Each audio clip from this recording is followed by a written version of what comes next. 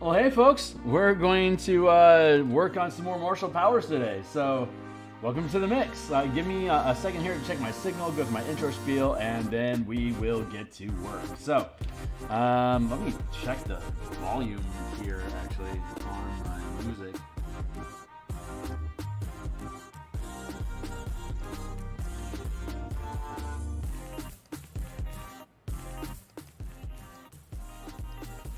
That seems a little bit better.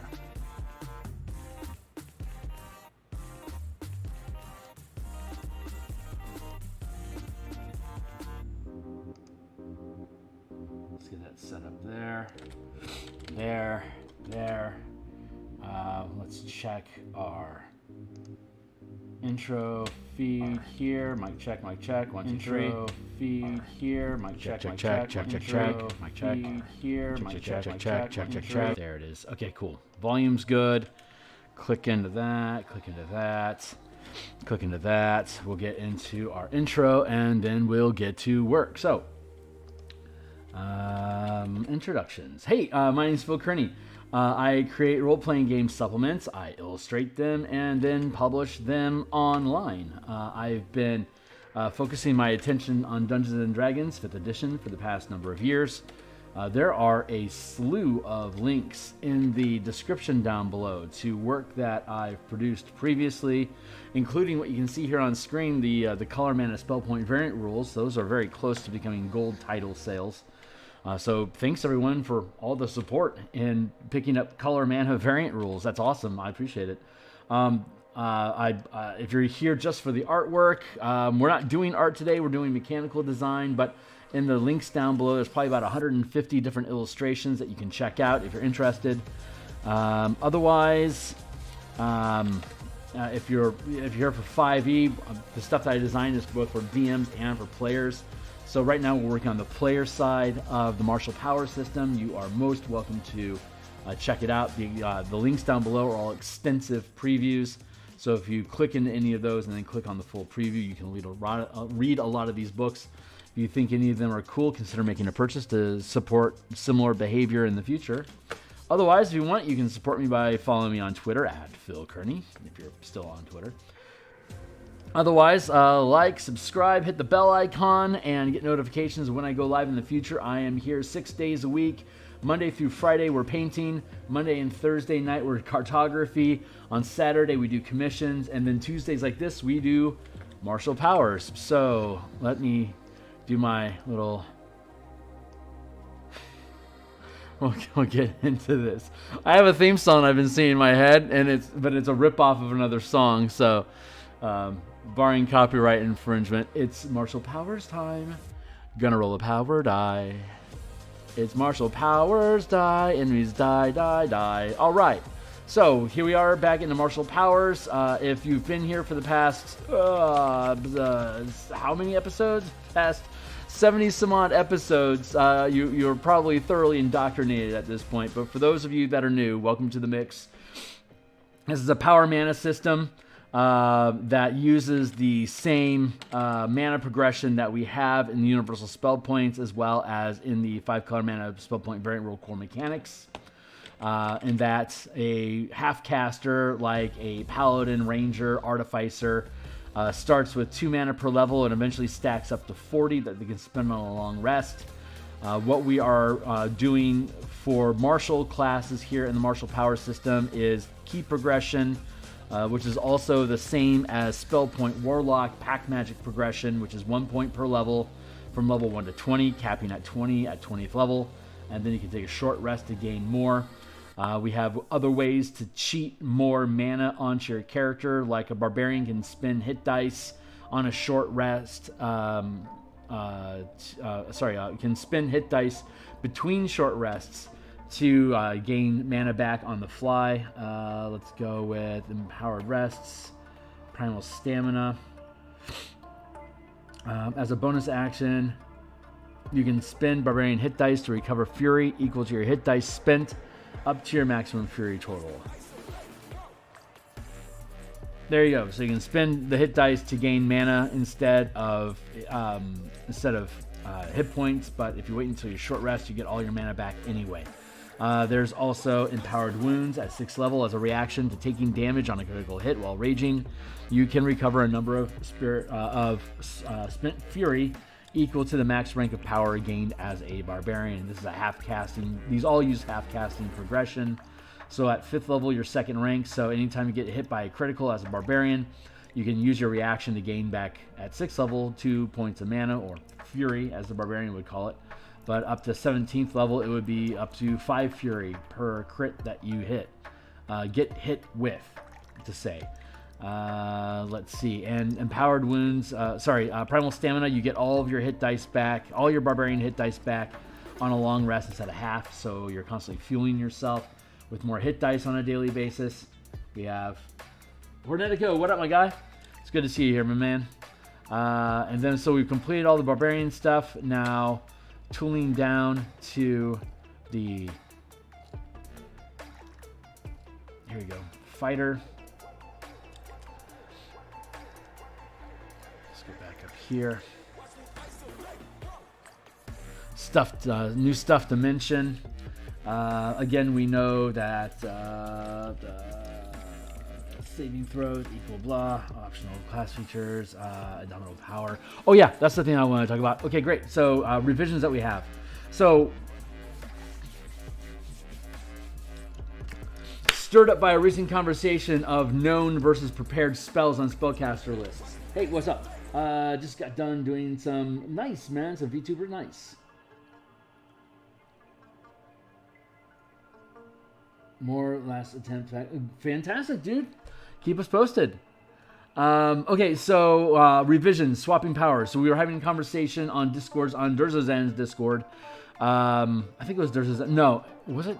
It was either Durzazan or Indestructible Boys. Anyway, on one of those Discord stream channels, we were talking about the difference between known powers, like knowing things, and preparing spells. And that made me recognize that there's one of my larger complaints about prep versus known is that a paladin, for instance, that has divine smite and has the ability to blow all their spell points on a class feature without ever having to worry about learning any spells at all if you don't want to, has the flexibility of swapping out all their spells when they finish a long rest if they chose. A wizard, cleric, druid have the ability to swap out all spells that they know when they finish a long rest and just prep up a completely new kit of abilities to help conquer the adventure day, tailor-made to what you guess you're going to be encountering. Meanwhile, bard, warlock, sorcerer, they only have known spells, which means they only get to switch one spell whenever they gain a level. And ranger as well, only can switch when they know a level. Artificer can prep spells. They can switch their entire spell set when they finish a long rest. That feels really unfair. So, swapping powers. Barbarians, fighters, monks, paladins, rangers, and rogues can swap all powers known when you gain a level. We have caveats for the artificer and the warlock using powers. So they can only swap, like artificers can use an infusion to learn a power and then infuse an item with what that power is, like sweeping strike. You can infuse a glaive with tripping strike, so you deal extra damage and have extra chance of tripping creatures when you attack with that glaive if you spend a point of mana out of the artificer's mana pool. And the artificer, again, has 2 mana per level up to 40. So that's an infusion you can learn. There you go. The warlock learns invocations, and instead of an invocation, you can learn a power. So if your warlock knows tripping strike, you can use packed mana to spend to use tripping strike to deal extra damage and to trip bonus with bonuses. But whenever they gain a level, they could swap what that infusion is. The artificer could switch his infusion for a different power, like maybe he wants to know tactical awareness, so he gains advantages on like investigation and stuff like that. The warlock could change out his invocation when he gains a level to I don't know, vanish and turn invisible for a round for a point of mana. And again, the Warlock regains mana on a short rest, just like Key, and an artificer regains mana on a long rest, just like a ranger and a paladin do. So you can spend your mana to trigger those powers. Our artificer and warlock can only swap one power known out of their caveats once per level. But the barbarian, the fighter, the monk, the paladin, the ranger, and the rogue, they can swap all the powers that they know whenever they gain a level. In addition, barbarians, fighters, monks, rogues can swap one power known when you finish a short or a long rest. And a paladin or a ranger can swap one power known when you finish a long rest. That long rest is going to jive with the paladin being able to switch out their spell set, and rangers can replace as much of their spells as they want with powers. So for every, like if a ranger knows 16, like if a ranger knows, say, 10 powers and he wants to have like 4 of them be devoted to spells instead of powers, great. You'll know those spells until you gain a level. But those 6 powers, you can swap those out anytime you take a long rest. But the barbarian, fighter, monk, and rogue, they can swap out all their powers when they gain a level. They can swap out all their powers when they take a long rest. And every time they take a short rest, they can swap one of the powers that they know. That is going to highly increase the flexibility and options that are available to these pure martial classes to be able to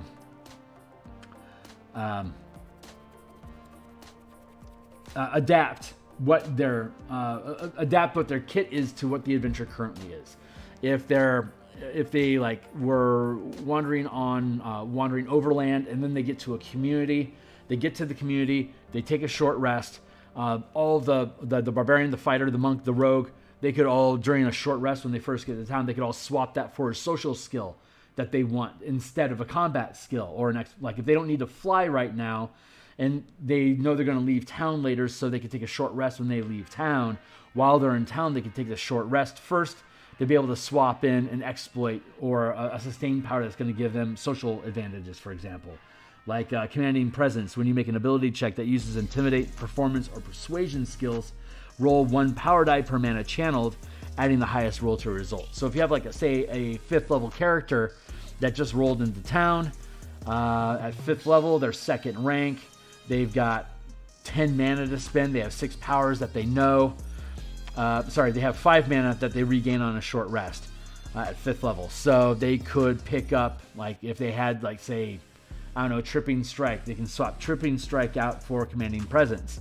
So, like, the Barbarian would then have power dice that he can spend on his 5 power dice he can spend on Intimidate, Persuasion if he has it, Performance if he has it, but just to become more of a utility to the team on the fly. So I haven't seen that before in any systems. I'm looking forward to testing that. Let's see, what else do we got? Oh yeah. We were working on the Battlemaster today. So we are currently in the process of breaking down the Battlemaster. We're down here in our list of current powers. We know from last time we were looking at switching adding bait and switch, adding brace, and adding distracting strike to the set of exploits, maneuvers, and strikes that we already have on our list. We've already verified that a number of these maneuvers from the Battlemaster are already present on our power list. It has about 140 powers overall, plus feats and different damage types. So in all, there's about probably like 165, 170 different options inside this book currently for you to learn, basically like spells for martial characters specifically. Full casters don't get access to this stuff. And as we saw, the half casters have limited access to it as well. This actually looks like an interesting design.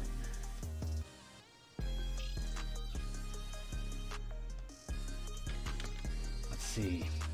So we're going to keep going through here. I'm guessing you're talking about your VTube there, buddy. Let's see. So what are we considering? We're looking at evasive footwork. When you move, you can expend 1 superiority die, rolling the die, and adding the number rolled to the AC until you stop moving. until you stop moving. So that is a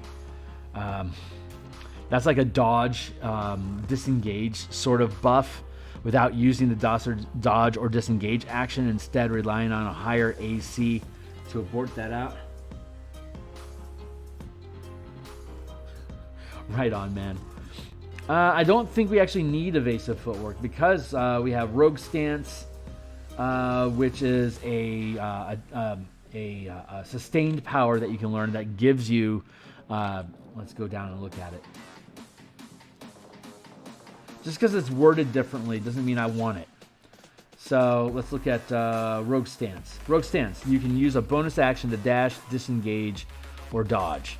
So if you are using movement, you can use a bonus action. Well, this is just movement, though. I will give you that. That actually is an interesting addition. Okay, I'm open to that. It would be an exploit that would just modify your movement, as it's listed there. So I'm kind of open to that. Let's look at what we have already, though.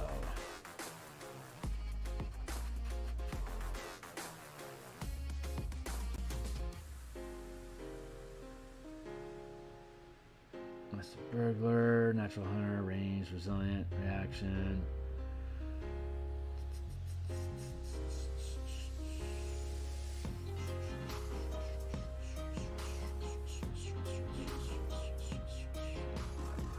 You can dash, disengage, or dodge.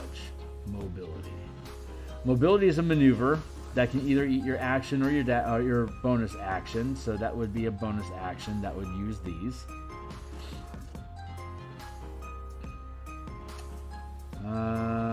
Let's see. Oh, reaction. There we go. Evasive foot. Oh, okay. Evasive foot. Interesting. As a reaction to when you are hit by an attack roll from a source you can see, you gain a +5 bonus to AC that remains in effect until the beginning of your next turn, including the triggering attack, potentially turning the hit into a miss. I'm just stealing shield there. This is a trigger effect.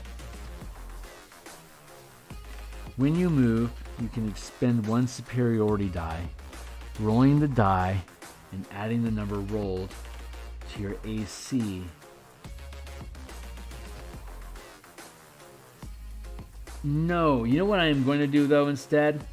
As a reaction to when you are hit by an attack roll from a source you can see, you gain a bonus to AC equal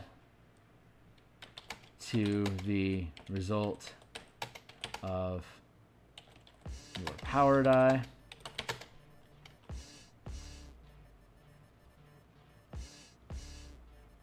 Let's see.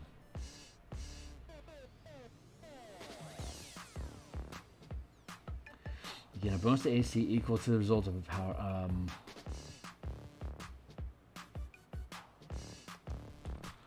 Roll a number of power dice equal to the mana burned.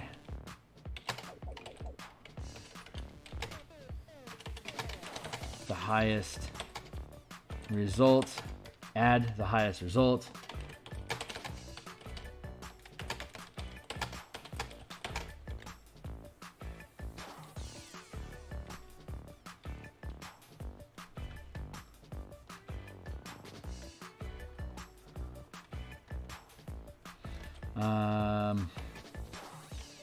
You gain a bonus to AC equal to the highest result.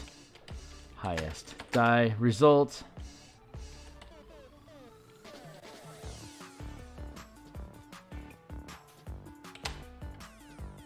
That remains in effect until the beginning of your next turn, including against the triggering attack, potentially turning the hit into a miss.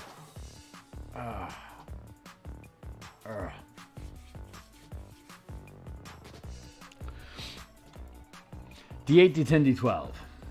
Potentially a lot better.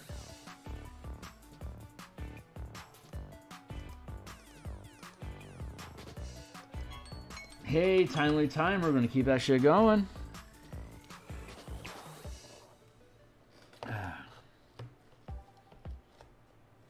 6 bow ties. I am.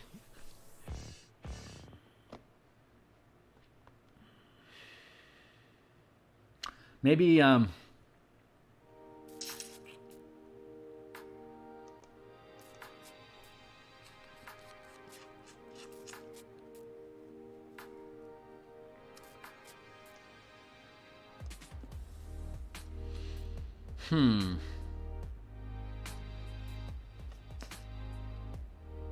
we're gonna go with what is this? A maneuver? No, it's a reaction. What's a good name? Defensive.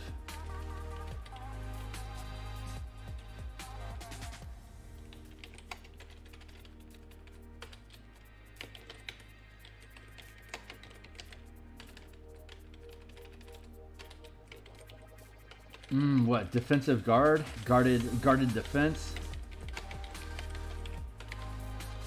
I'd better look up.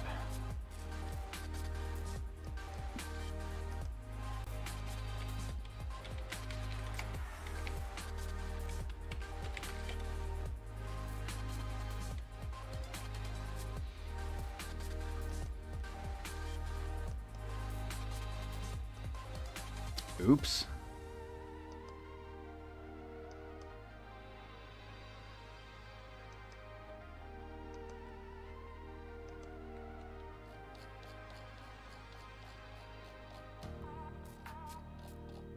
It's not a stance, because a stance would be sustained. I'm not opposed to adding evasive footwork. Rolling the die.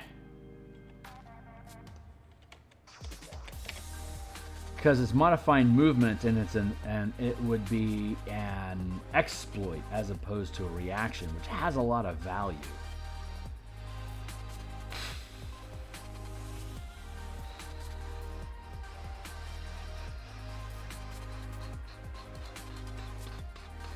DX. All right, let's add it.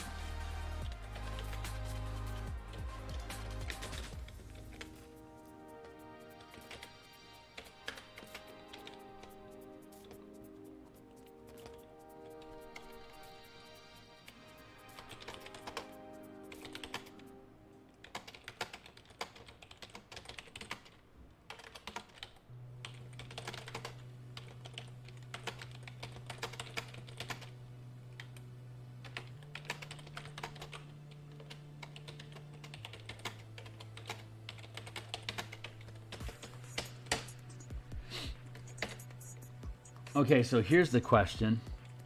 Does it stack?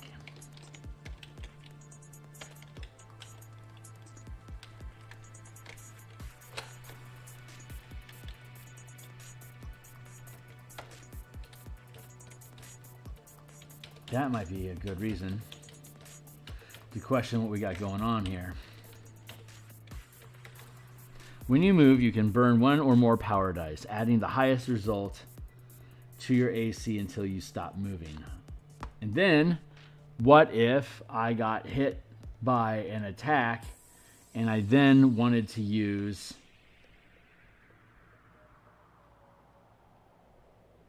whatever it is that we're going to call this thing?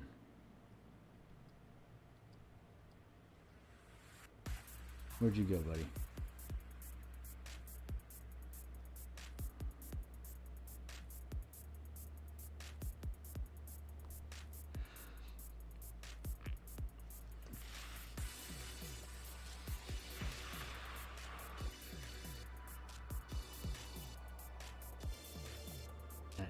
Exploit. Yeah, okay. Then we want to go down to reactions. That's where it should be. Guarded defense. As a reaction to when you are hit by an attack. So you could potentially stack these things. Like I could ramp my armor class up 10, still get hit, and then use a reaction of guarded defense to then roll another number of power dice, potentially adding another 10 to my armor class. But then I would have to reduce the amount of armor class I gained because I stopped moving. And that is... Those mechanics are kind of grinding against each other. You see what I'm saying? As a reaction to when you're hit by an attack roll from a source you can see, roll a number of power dice equal to the mana burn. You gain a bonus to AC equal to the highest die result that remains in effect until the beginning of your next turn, including against the triggering attack, potentially turning the hit into a miss.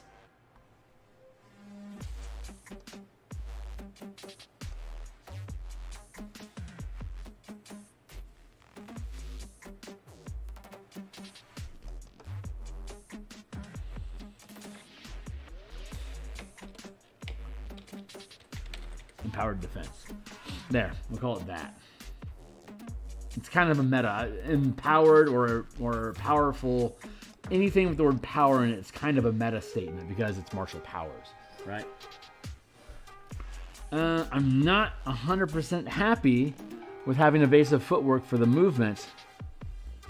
As a reaction to when you're hit by an attack roll from a source you can see, roll a number of dice equal to the mana burned. You gain a bonus to AC equal to the highest result.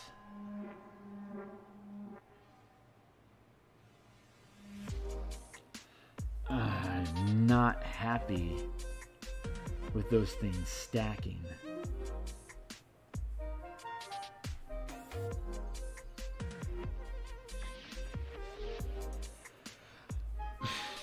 I mean,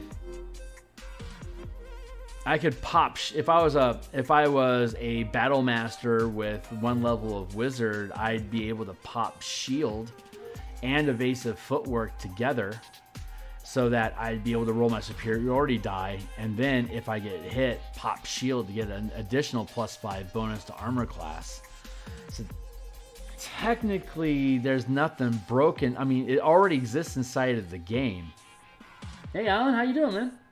Dude, we're doing great. We're gnashing our teeth over the idea of having the evasive footwork from the battle master remaining as written, just converting it to a power die instead of a superiority die that you roll while you're moving. But then you have the evasion. Then you have the empowered defense, which is effectively a die roll for, it was a shield, but it's like a die roll for shield. But I think since you could use evasive footwork here and then be able to pop shield as a reaction, assuming it's in the middle of your movement where you're getting hit, the game already lets that jive. So I technically don't have a reason not to. You just have to roll your die and then keep it next to your armor class, so you can remember that you have these dice working for you. And I'm okay. Honestly, I think I'm okay with that. So cool. We'll call that resolved.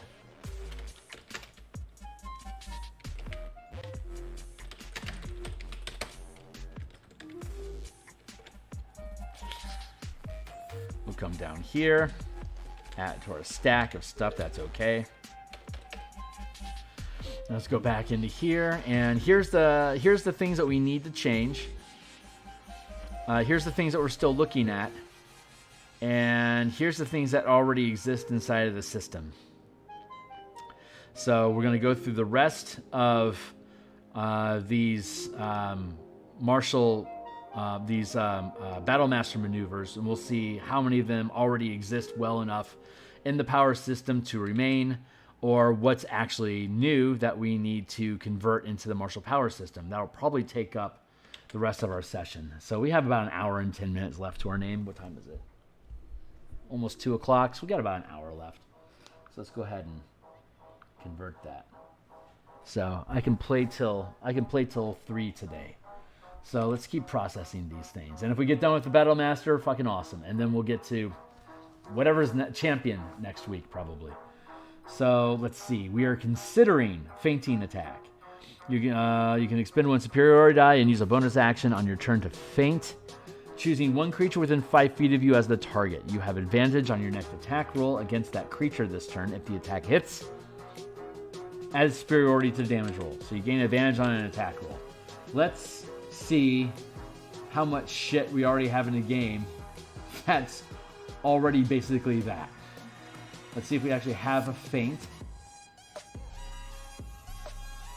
We might have, so we don't have an exploit that's feint. We might have a maneuver that's feint. Looks like we don't have anything actually called feint. Reaction? Feint. As a reaction to when you miss an attack roll, you can roll again, potentially turning the miss into a hit. As a reaction to when you miss an attack roll, you can roll again, potentially turning the miss into a hit. Feinting attack. Add a die as a bonus action to gain a bonus to hit, and then it gives you advantage. I bet we can do better than that. And then damage, and then a damage boost. Let's see. That eats up your bonus action and gives you bonus damage. What do we got? Overrun, Natural Hunter, Charlatan, Ranged Attack, Sage, Subtle Channeling, Swift Tools, Tactical Assessments. Precise Attack. You can make an attack roll with advantage and roll 1 power die per mana channeled, adding the highest roll to your result.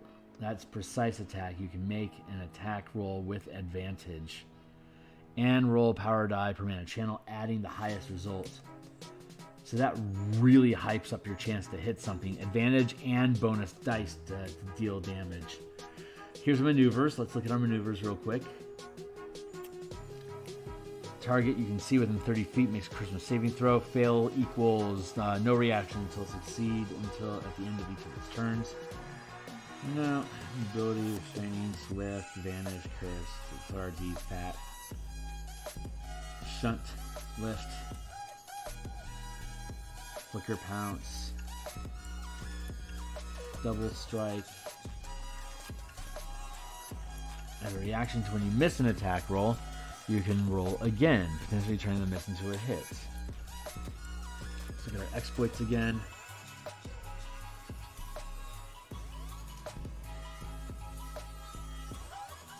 Straining Hold, Rally, Healing Radiance, Goad.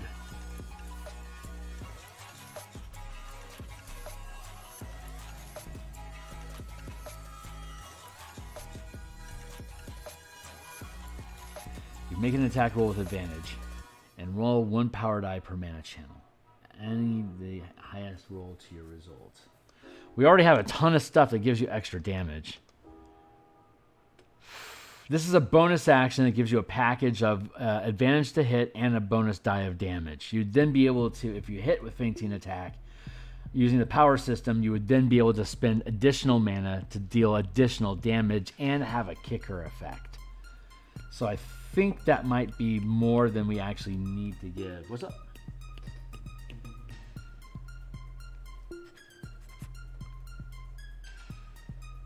Yeah, I don't think I need this. You can expend 1 superiority die and use a bonus action on your turn to feint, choosing 1 creature. That's basically bonus action equals give yourself advantage.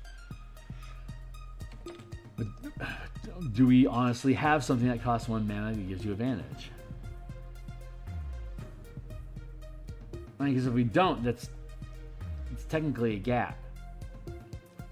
There's so much same that kind of exists between different options that characters get. It's kind of hard to, like, is it glut or where do you cut the line, you know? Like, these things do different things, interact with the system differently, but is there so much granular differences that like do I need feint as a reaction and have Feinting Attack as a bonus action? Like, what if they write it down wrong? It's not it's not distinct enough.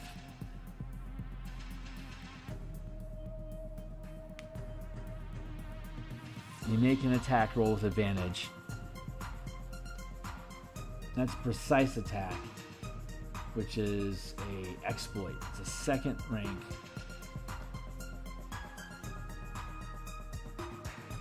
Advantage and a die roll.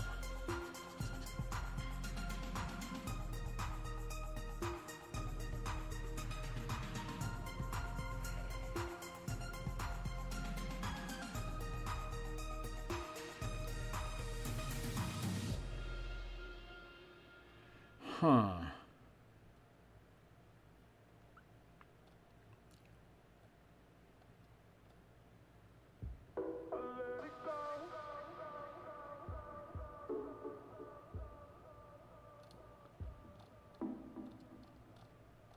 Let's just look at feint one more time under reactions.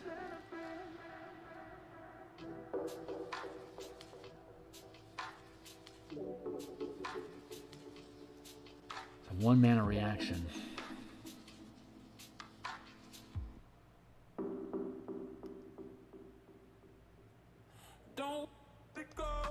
Pass reaction to when you miss an attack roll, you can roll again.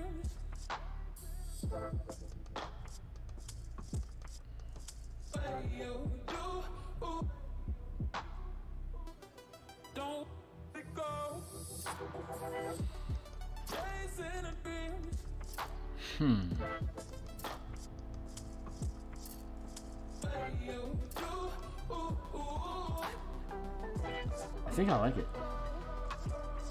I think I like feint. I like feint as a reaction.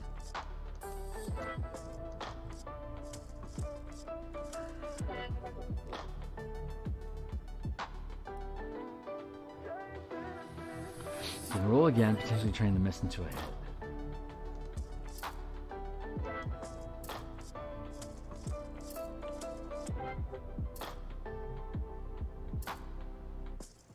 I think I'm gonna skip it.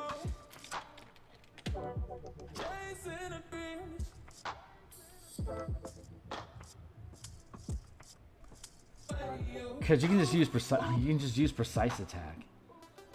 It's more expensive.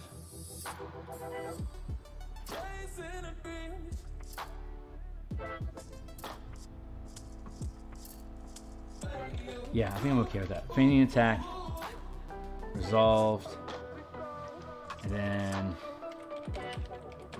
declined.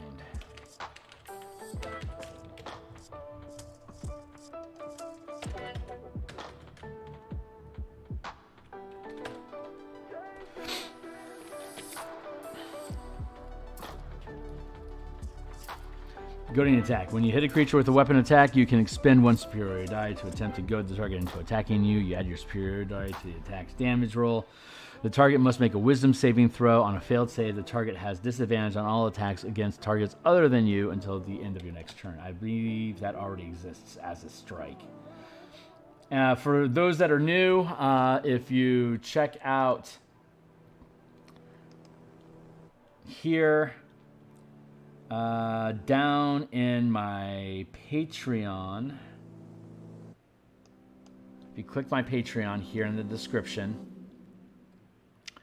and then you scroll down to playtest content, martial powers. If you click on martial powers, it takes you to the same thing that I'm looking at. It'll be a read-only document for you because it is playtest, not final content.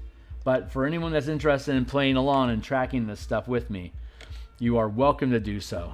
The content is here for you to view. So let's go look at Goading Strike. Your weapon damage increases by 1 power die per mana burned, which is a minimum of 1. So you deal extra damage. The creature you strike has disadvantage on any attacks made that doesn't target you. The effect ends if the target hits you. You can also attempt to end this effect at the end of each of its turns by succeeding an intelligence saving throw. So it doesn't get an initial save. So Goading Strike is resolved. It's what we're offering is actually better than this.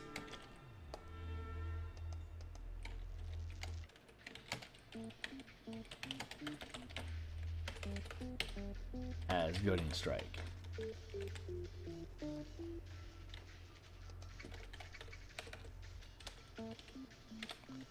There we go. Next. Meow. Meow. There we go. Next is Grappling Strike. Immediately after you hit a creature with a melee attack on your turn, you can expend 1 superior die and then try to grapple the target as a bonus action. Add the superior die to your Strength Athletics check. Grappling Strike. Melee attacks only. Your weapon damage increases by 1 power die.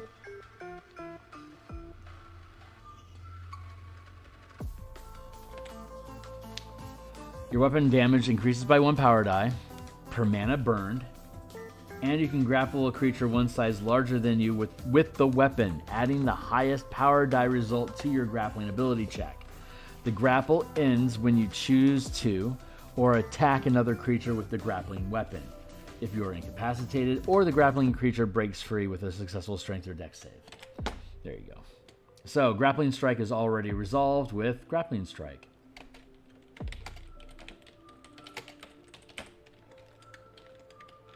I see text. Let me see what you have to say. Could be important. Hey, definitely will get home. Plays it soon in the tiers of play. Excellent, my man. Glad to hear it. Yeah, I'm playing it currently. We're at 19th level at my home table. You are definitely welcome to, and you can drop me notes on either through here or on Twitter at Phil Kearney, or through Patreon if you wish. Or if you know where I'm lurking on Discord, you can hit me up as a DM there as well. But yeah, you are most welcome to.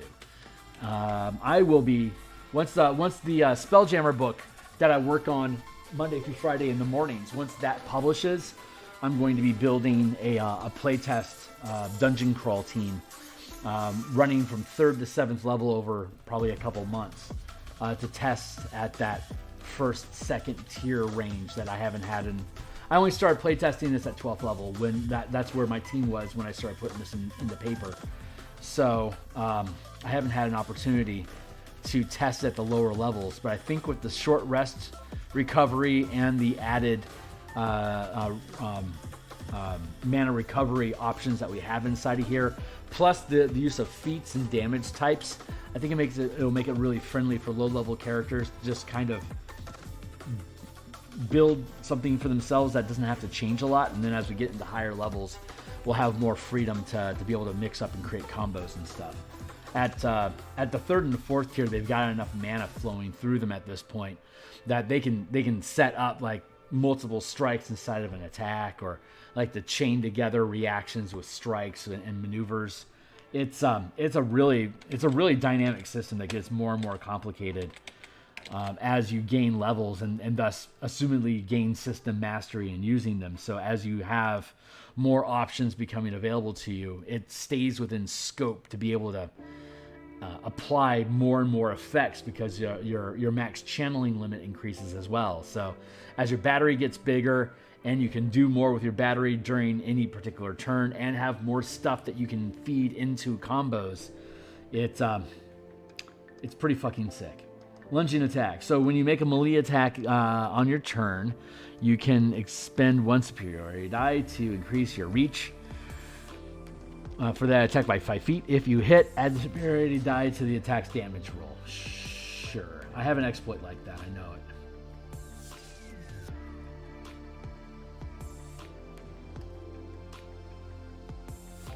And I'm pretty sure it's an exploit. Extended attack. When making a melee attack with a weapon, your reach increases by 5 feet. Additionally, you can roll 1 power die per mana channel, adding the highest result to the attack.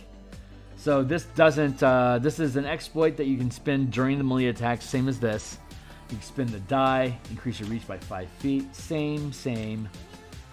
If you hit, you add damage. Here, you're adding to hit. I think I like what I have.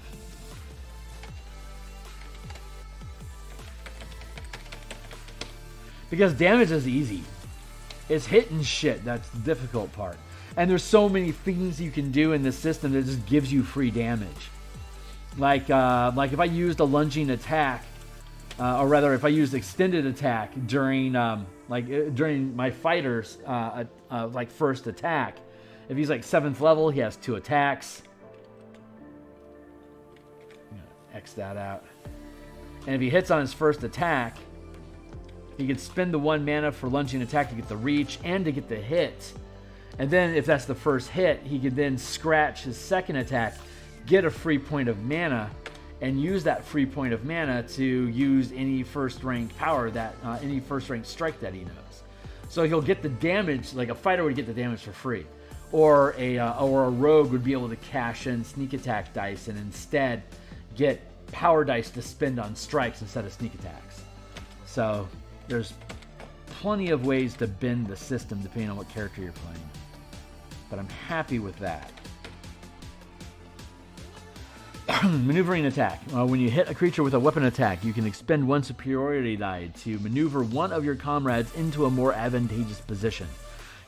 This is when you hit a creature with a weapon attack. Okay, you add the superiority die to the attack's damage roll and choose a friendly creature who can see or hear you.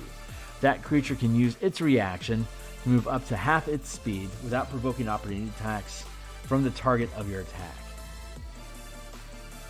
Gotcha. Okay. That is certainly interesting. I don't think we have anything that duplicates that, so this might be a keeper. Nope.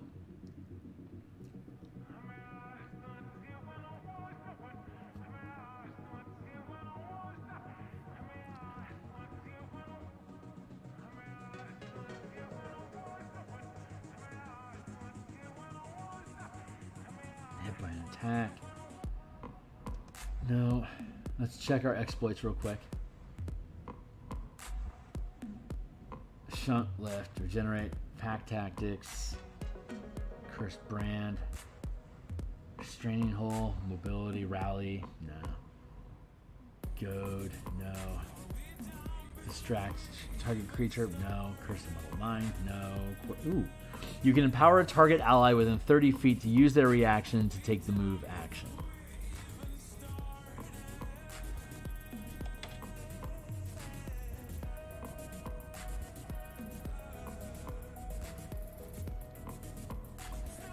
When you hit a creature with an attack, you can expend a superiority die to maneuver one of your comrades into a more advantageous position. This is a maneuver. This is a free hit effect.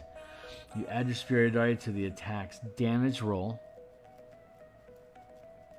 and you choose a friendly creature you can see or hear who can see or hear you.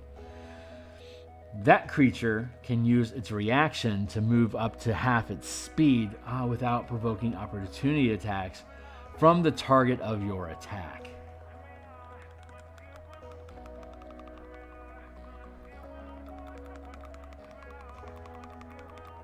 There is merit there. This is going to cost you an action or a bonus action to do the coordinated dash.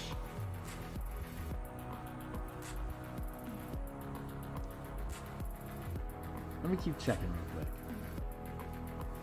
I'm down on exploits, so let's see if there actually is cooperative effort. When using a help action, okay.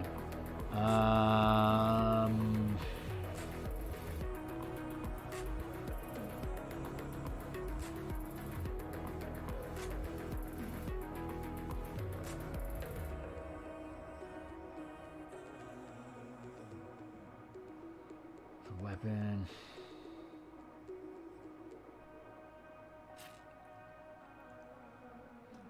Charge, ambush, adapt. Okay, I think that has a place. I'm tentatively keeping that one. So let's push that one up here.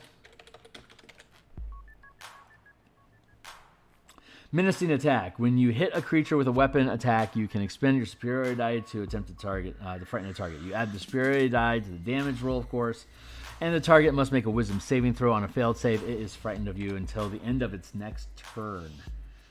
I think we have...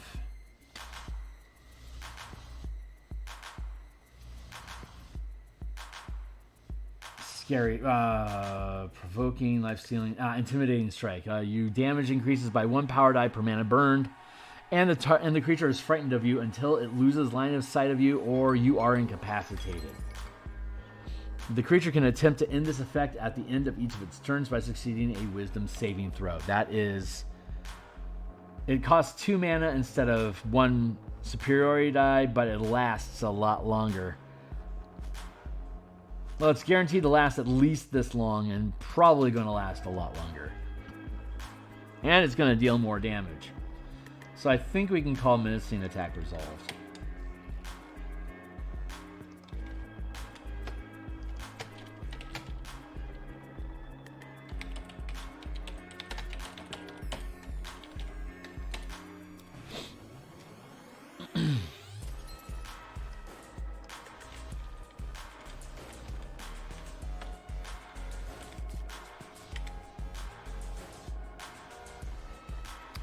Parry. When another creature damages you with a melee attack, you can use your reaction and expend 1 superiority die to reduce the damage by the number you rolled on your superiority die plus your dex modifier.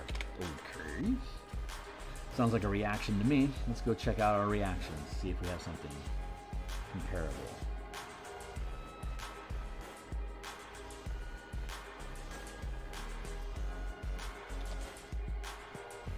When another creature damages you with a melee attack, you can use your reaction to expend 1 superiority die to reduce the damage by the number you rolled. Interpose, feint. Hold on, deflection. As a reaction to when you or an ally within reach of your melee attack are hit by an attack roll from a source you see, the attack is rerolled. Okay, so that's deflection. Empowered defense we just built. Feint. As a reaction to when you miss... Okay, we already did that. Interpose. As a reaction to when an adjacent ally takes damage from a source you can see, you can try to... you can take any portion of the damage and gain resistance to it. Not quite what we're looking. Countering attack, no. One's own luck, stolen fate, anchor, defensive barrier, not so much. These are all reactions. Is there an exploit?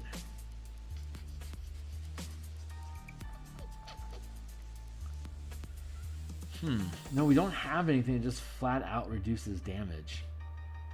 Parry, huh? Not what it's called? Parry?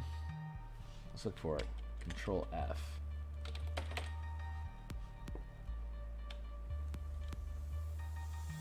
Zero in parry. Okay, well, I guess parry sticks then. It's a thing. It's a 1 mana thing. But I mean, if you dump 5 mana into it, you could potentially neutralize like 50 points of damage. I don't know if that's worth it, but I mean, you can do that. I have no reason to say no. How about that? Literally no parry in the game. Wow. Precision attack. When you make a weapon attack roll against a creature, you can expend 1 superiority die to add it to the roll. You can use this maneuver before or after making the attack roll, but before any effect of the attack are applied.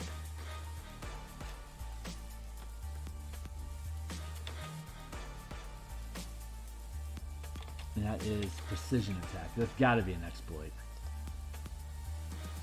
Let's go look at our exploits. Exploits don't require an action, like its own action to do stuff. It's usually part of another action or just modifies a die roll in general. I think...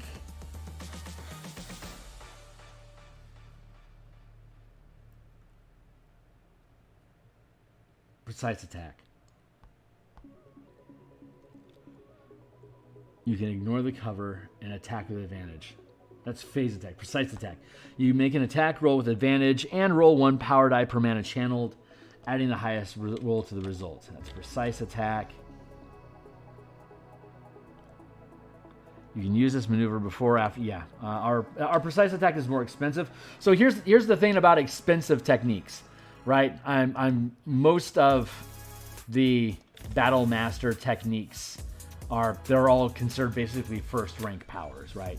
And they have these modifiers or limitations that make them less expensive. But this 2-point cost, like if you don't like that 2-point cost, it's a delayed gratification. But when you qualify to gain it at 5th level, you can take the feat Efficient Power. Efficient Power then allows you to choose a power you've learned that 2nd rank or higher, reduce the rank and the amount of mana to channel the power by 1. This doesn't modify any of the kicker costs. Like you could get to size large. Like if you take giant growth, 2 mana equals large, 4 mana equals huge. So it doesn't apply to kicker effects, but you could take efficient power for giant growth and drop the cost from 2 mana to only 1 mana to become large. And this is a sustained power. But you wouldn't be able to apply that to the kicker. Huge would still cost 4. However, with this, like with precise attack, since precise attack costs 2, you'd have to wait until 5th level to gain it, but there are like 20 other things that you could take if you wanted. So you just wait a couple levels, and when you finally get access to it, Precise Strike, you can make an attack roll with advantage and roll 1 power die per mana channeled. If I learn Precise Attack as an efficient power, it drops down to 1st rank. It only requires 1 power die of mana to activate this, so I'd be able to roll with advantage and roll 1 power die for only 1 mana, basically because I learned it twice. That's basically how it learns. Like, I only have so many things. I only have 16 things I can learn over the course of 20 levels. And I could potentially reduce that down to only 8 things that I reduce the cost of all 8 of those things by learning efficient power. But you can also learn efficient power as a normal feat, like at 4th, well, not 4th, because you have to be at least 5th level, but so like at 8, 12, 16, 19, at those levels, you can take efficient power as just a general feat. But you can also pick up efficient power as often as you want as known powers. So it's expensive for now, but you have to wait till level 5, and if you want to pay for it twice, it's going to be more effective than what the precision attack is already offering. So you can make 1 bonus to attack. Yeah, you can roll a die and you gain a bonus. This one, it'll cost you 2 powers to learn it, but it'll give you advantage and a die roll.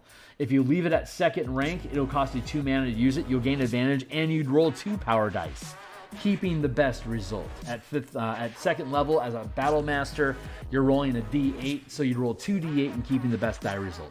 So the chances of you getting better than a 5 is strong. But I think precise attack is good enough to keep it as is. So I'm going to drop it down.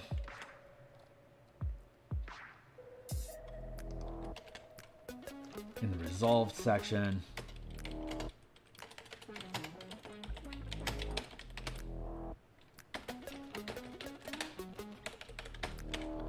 Yeah, I'm happy with that.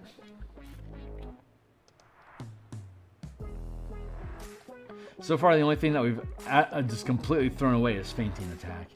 Everything else has already been translated one way or another into the system.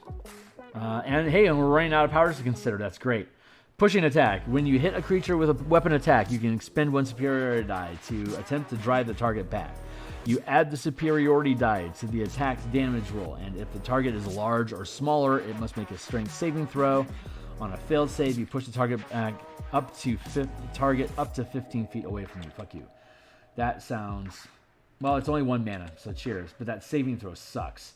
A repelling blast from the Warlock pushes things 10 feet for free. All you gotta do is tap. All you gotta do is hit it, and it gets pushed 10 feet, 20 feet, 30 feet, 40 feet with 4 hits. So, using that same language...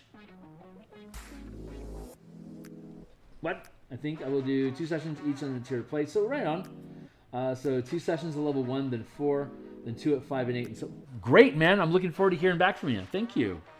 It's very kind of you to want to participate. I really appreciate it. I will. I'll add you and your team to the playtesting team as long as you can provide me with some meaningful feedback. Just make sure you drop me a note so I can get you on my list of thank yous. Let's see. We are looking for Thundering Strike. There you go. Your weapon can deal thunder damage and add 1 power die per mana burned. A creature up to 1 size larger than you is pushed back from you in the direction of the target, up to 10 feet away for each point of mana burned. So if I spend 2 mana, I can, if I'm medium size, if I'm huge, if I'm using giant growth and ramp myself up to huge, I can still use Thundering Strike, but I'd be able to push a gargantuan sized creature. I'd be able to push it back. If I'm burning 1 mana, it would do an extra D whatever damage, and it automatically gets pushed 10 because I put 1 point of mana into Thundering Strike. If instead I put 5 points into Thundering Strike, I deal an extra 5. The only way I can do 5 mana is if I'm 17th level. That would be a D10, or the Battle Master would be rolling a D12. So Thundering Strike, if I dump 5 mana into it, it'd be 5 D12 damage, and the creature could be pushed up to 50 feet away. There you go. And then I could go Flicker Pounce into it and attack it and push it again. Fucking love that shit, man. Thundering Strike is good as is. It's actually better than pushing attack.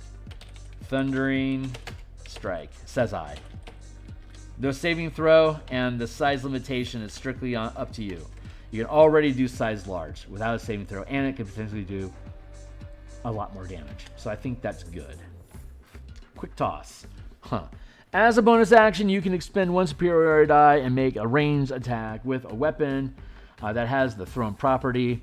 You can draw the weapon as part of making this attack. If you hit, add the superiority die to the weapon's damage roll.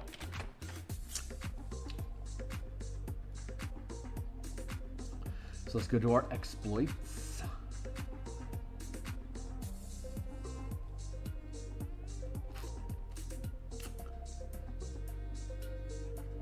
Ranged strike.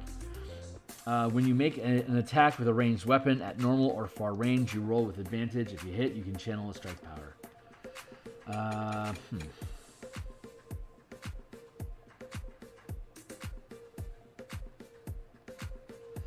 Bonus attack, 1 mana, make an attack with a weapon you're holding.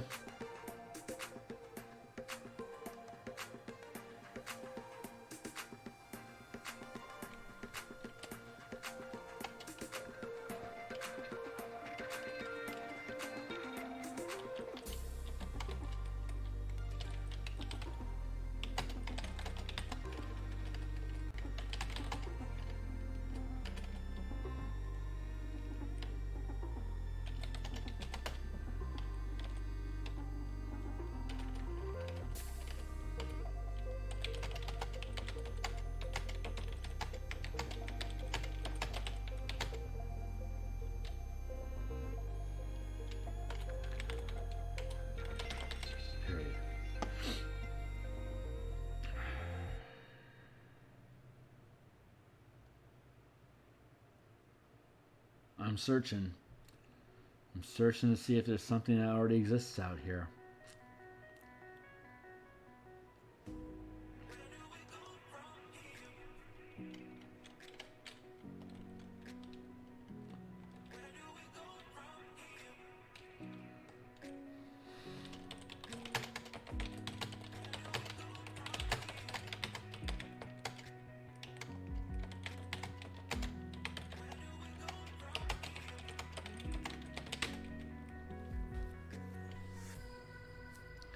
Double strike, incapacitator, paralysis.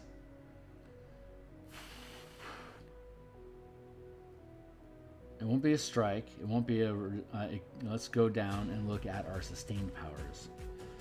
Crouching stance, elemental, fast, inspired, lycanthropy, power.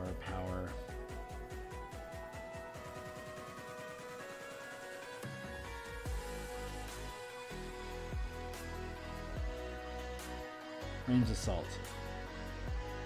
While sustaining this power, you gain the following abilities. Strikes can be channeled when you hit a target with a thrown weapon at far range. Normally, you can channel strikes, like thundering strike and stuff like that. If it's a thrown weapon at your normal range, at far range, no. Missile weapons like crossbows, firearms, etc. A longbow, a sling. You can't channel strikes with them at all. But if you're using ranged assault, strikes can be channeled when you hit a target with a ranged weapon at normal range. You can create temporary non-magical weapons or ammunition for ranged weapons of your choice while making a thrown or ranged attack, which disappears after finishing the attack. Rangers have the ability to pick up ranged combat as a unique ranger's fighting style that allows you to use strikes with ranged weapons at normal and at 5th level long range. So the rangers you can just choose that at 2nd level as a ranger as your fighting style. So you could pick up ranged assault at 1st level as a ranger if you wanted to. But then you get the ranged assault fighting style without having to maintain concentration on it. And then by 5th level, you can use that to be able to use strikes at long distance. So this is a sustained power that costs 1 mana. So you have to maintain concentration to use this. If you lock it, you don't have to maintain concentration anymore, but your max channel limit is reduced by 1. So if you're only 1st to 4th level and you lock ranged assault is all you can do. You would lose access to all of your mana pool because you reduce your channel limit to 0. So you just can't channel mana anymore. which is why at first level I recommend picking up feats and a sustained power that you would like to lock and have available to your character all day. So even though you can regain mana on a short rest, that's not going to help you in the middle of a fight. Let's see. Ranged assault is good. And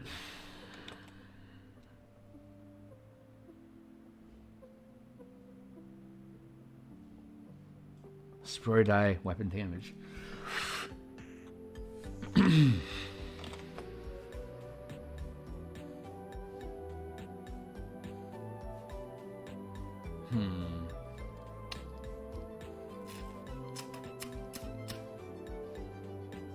Let's see. Bonus attack is 1.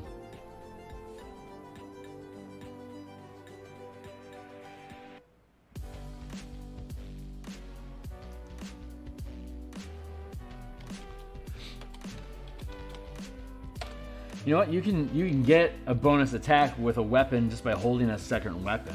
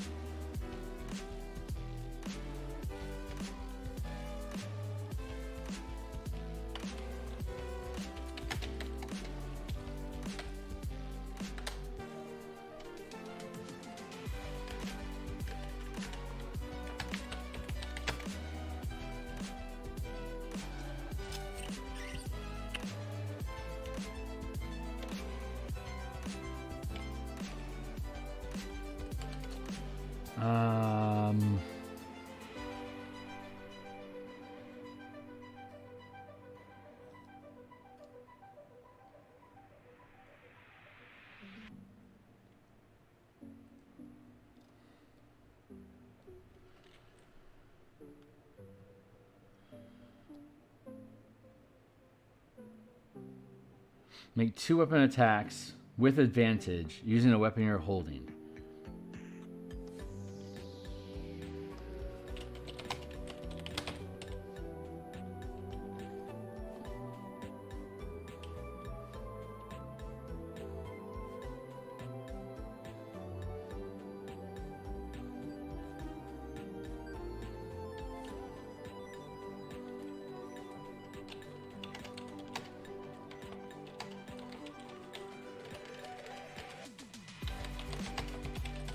With advantage. Okay, well, let's just stick with that.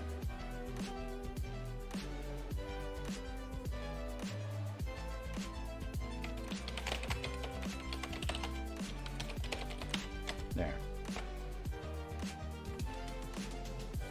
Better than a damage roll. Quick toss. Bonus attack actually feel. Yeah. Bonus attack and double strike and ranged assault. All cover for this.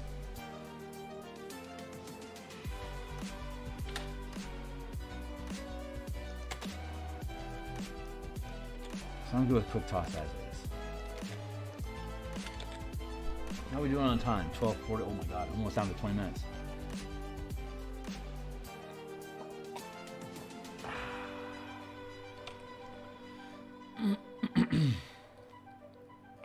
Rally. On your turn, you can use a bonus action to expend one superiority die to bolster the resolve of one of your companions. When you do so, choose a friendly creature you can see or hear you. That creature gains temporary hit points equal to the superiority die plus your charisma modifier. Yeah, okay, rally. I think that's a...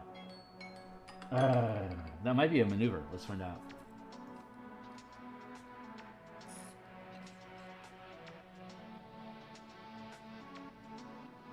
Rally. You or an ally you can see within 30 feet gains a number of temporary hit points equal to the total of power dice rolled for each point of mana burned. Nah, basically.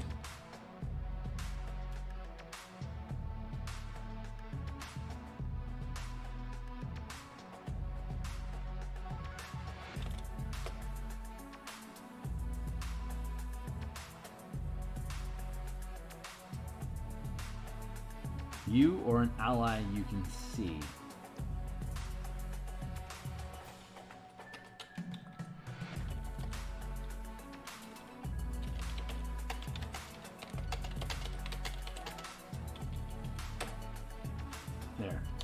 Better language. Thank you, Rally, for improving my game.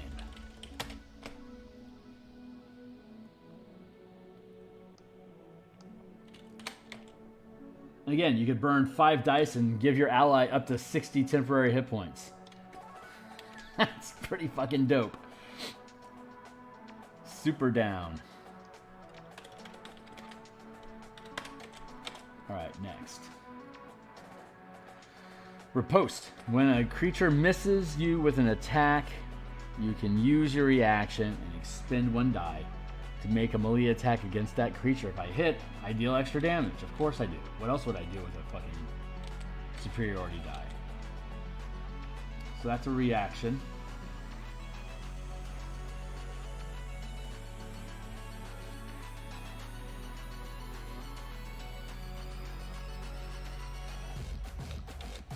How's that work? You can use your reaction to expend 1 superiority die, and you make a counter attack.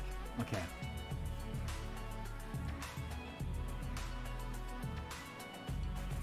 Interpose.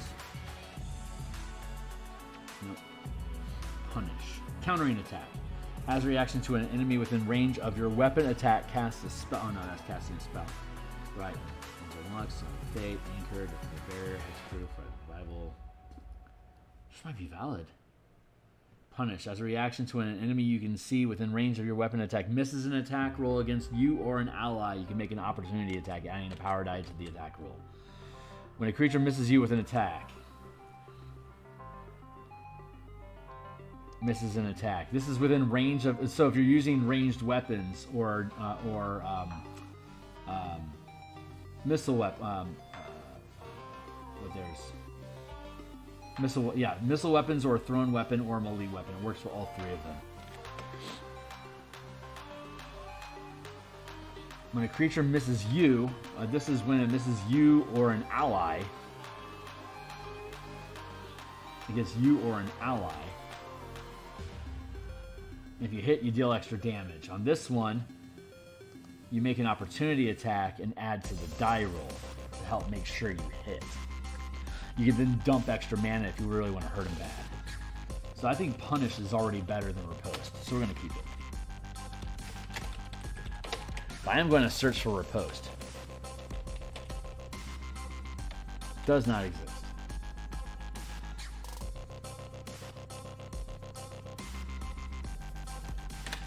Yo, what up, Knack? NAC, what up?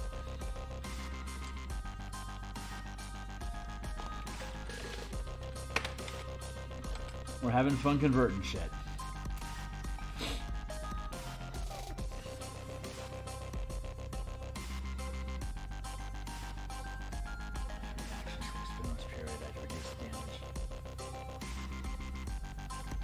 Well, I have interpose. Hold on. Yeah, okay, so parry. When another creature damages you with an attack, you can use your reaction and expend 1 superiority die to reduce the damage by the number you roll on the superiority die. And then we have interpose. As a reaction to when an adjacent ally takes damage from a source you can see, you can take any portion of the damage and gain resistance to it. That is different. All right, parry might actually survive. Let's finish up sweeping attack, and then we'll get back to these few that are worthy of conversion. So let's see, sweeping attack. When you hit a creature with a melee weapon attack, you can expend 1 superiority die to attempt to damage another creature with the same attack. Choose another creature within 5 feet of the original target and within your reach. If the original attack roll would hit the second creature, it takes damage equal to the number you roll on your superiority die. The damage is of the same type dealt to the original attack. I think, let's look at Burst. There's Bursting Strike, which is expensive. Your damage increases by 1 power die per mana burn. All creatures within 10 feet of the creature hit other than you also takes damage equal to the result of the power dice damage. Each creature can make a dexterity saving throw to reduce the damage by half. Well, I will grant you that is not the same as Sweeping Strike.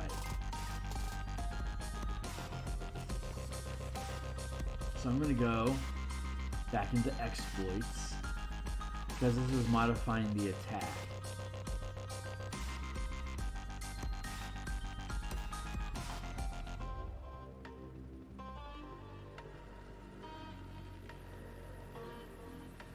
Let's see if we see something.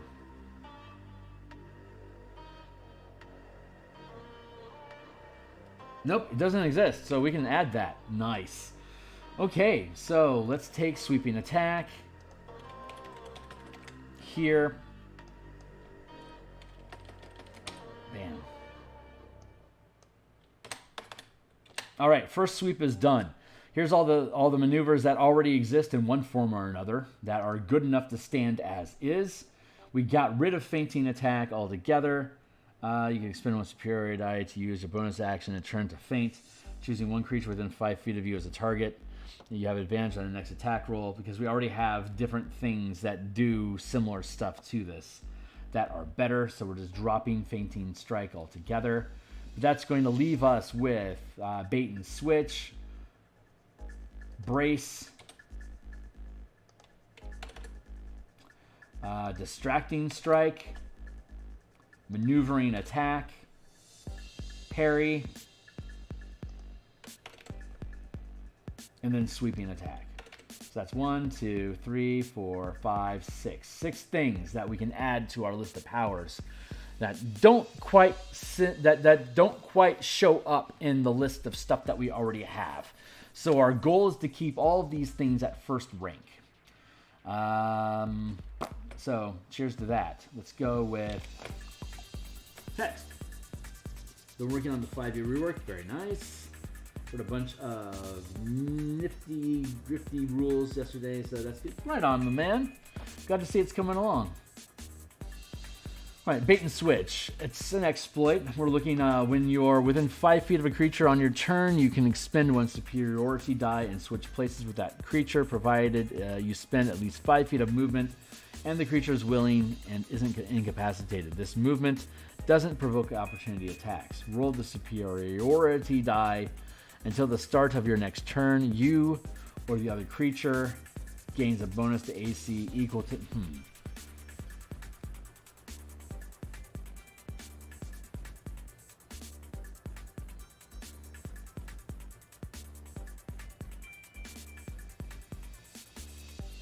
You're within 5 feet of a creature on your turn. And switch places with that creature, provided you spend at least 5 feet of movement and the creature is willing and isn't incapacitated. This movement doesn't provoke opportunity attacks. Roll the superiority die until the start of your next turn.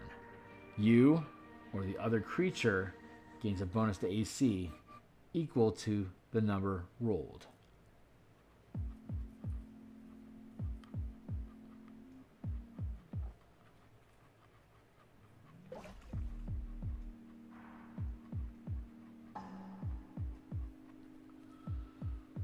Huh.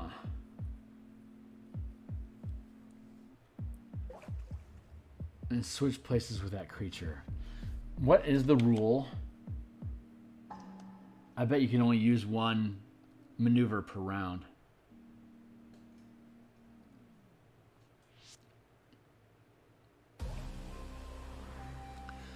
You can only use one maneuver. Oh, wait.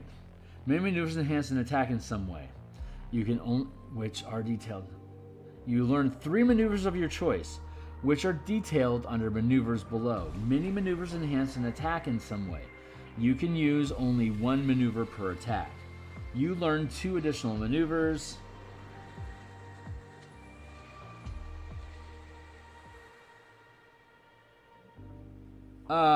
Okay. So this isn't an attack.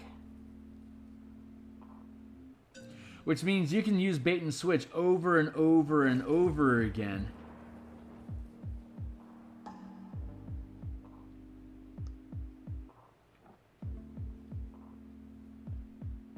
As long as you have movement and mana, you can do this repeatedly, giving you and everyone else that you switch with a bonus to their armor class. I'm kind of okay with that. Okay. Let's do it. All right, so let's reword this.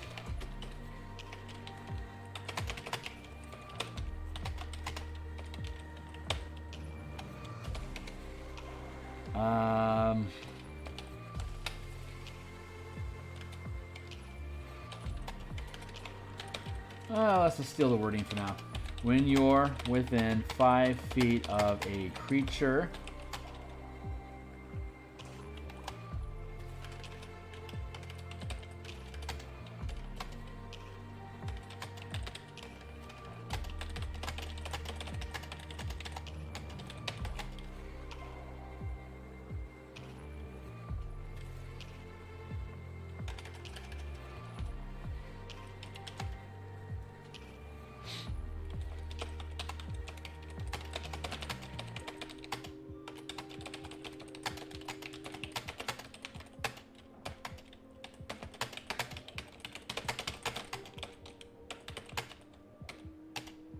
willing and isn't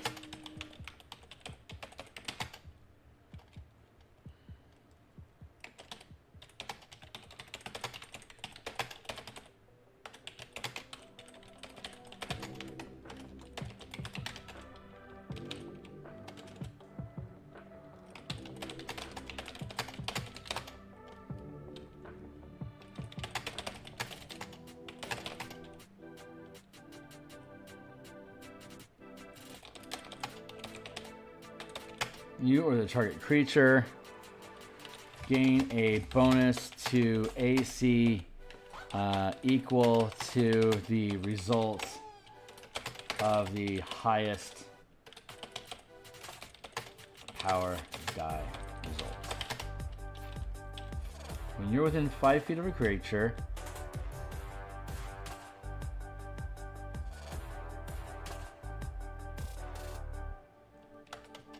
you can burn 1 or more mana, comma, during your turn. You can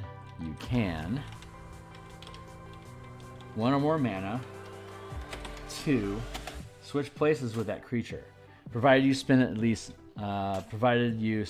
5 feet of movement.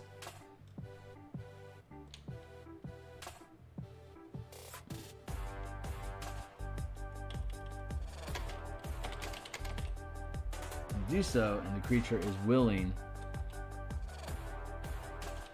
I see why they skipped that.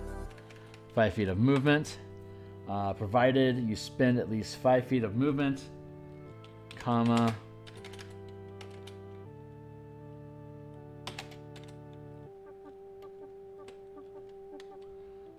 the creature is willing and is incapacitated. This movement doesn't provoke opportunity attacks. Until the start of your next turn, you or the target creature gains a bonus to AC equal to the result of the highest power die result. Easy enough. Let's code it. Wait.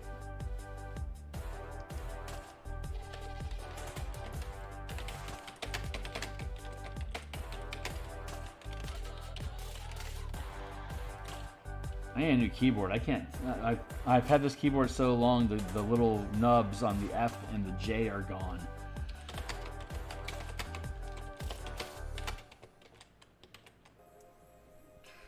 Yeah, I'm good with that.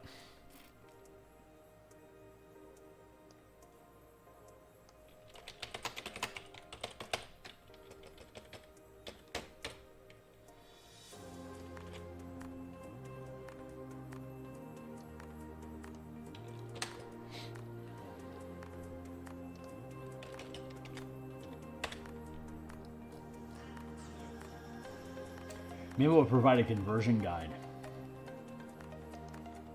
Brace. Reaction. When a creature you can see moves into reach, you have with the melee weapon you're wielding, you can use your reaction to spend 1 superiority die and make an attack against the creature using that weapon. If the attack hits add the die to the weapon attack roll. When a creature you can see moves into the reach, you have the weapon. You can use your reaction to expend the die and make a weapon. Okay, let's look at moving target. Moving target is a reaction, so let's go check it.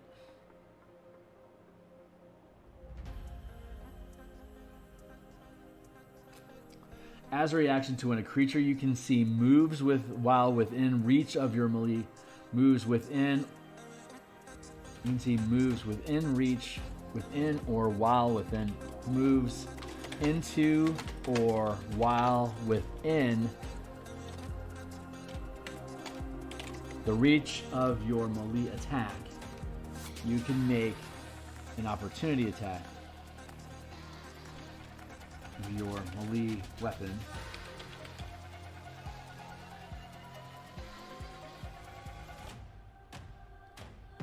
You can make an opportunity attack even if the target is using the disengage action. Rolling one power die per mana, adding the highest result to the attack roll. And then if you hit, you can channel a strike to deal extra damage. It is more expensive. It's a lot more generous in what it does, and it helps guarantee a hit instead of just a damage roll. I'm going to leave it at 2, and again remind everyone that efficient power allows you to reduce the cost of this to 1 if you take it at 5th level, and then take the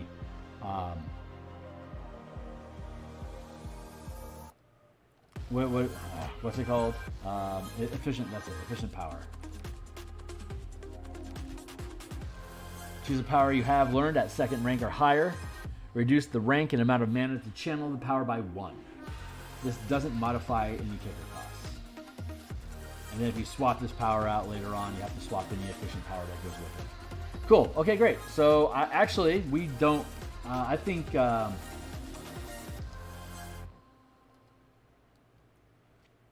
I think moving target is just a better one.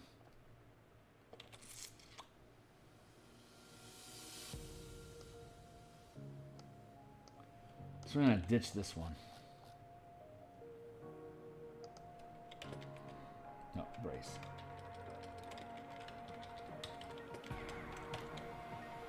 Don't need it. I'm not going to add it just because it's 1 mana. When you hit a creature with a weapon attack, you can expend 1 superiority die to distract the creature, giving your allies an opening. You add the superiority die to the attack's damage roll.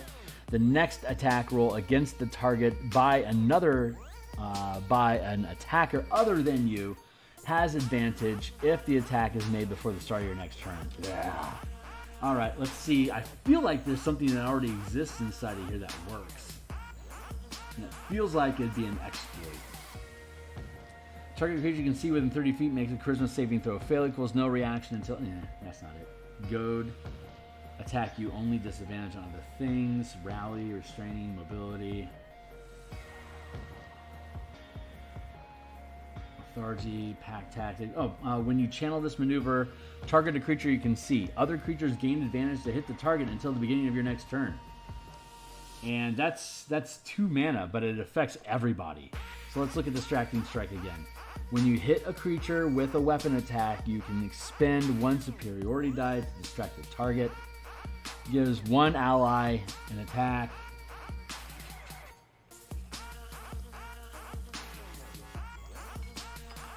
Fuck. Shit. We're out of time.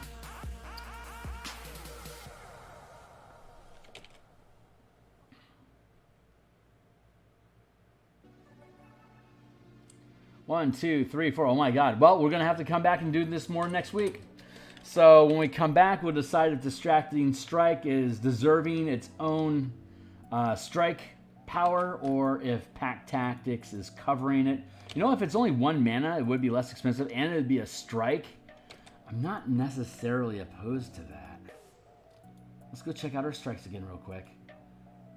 Flaming Strike, Freezing Strike, Goading Strike, Grappling Strike, Poisoning Strike, Sonic Strike, Shocking Strike, Tripping Strike, Thundering Strike.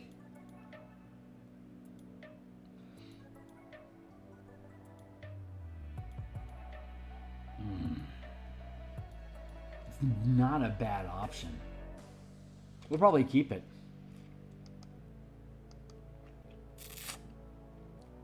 All right. Well, I got to go. I'm out of time for the day. Oh, man. I'd love to do this 5 hours a day. Help me get there by liking and subscribing, hitting the bell icon to get notifications. And if you like any of the work that I have down below, consider making a purchase to put towards my get out of work fund. But I'm going to be back tomorrow morning to do more artwork for the Spelljammer project. We'll be back on Thursday morning to do the same. On Thursday night, we'll be back doing more Eberron token art. Saturday, we're working on the book cover commission. And then...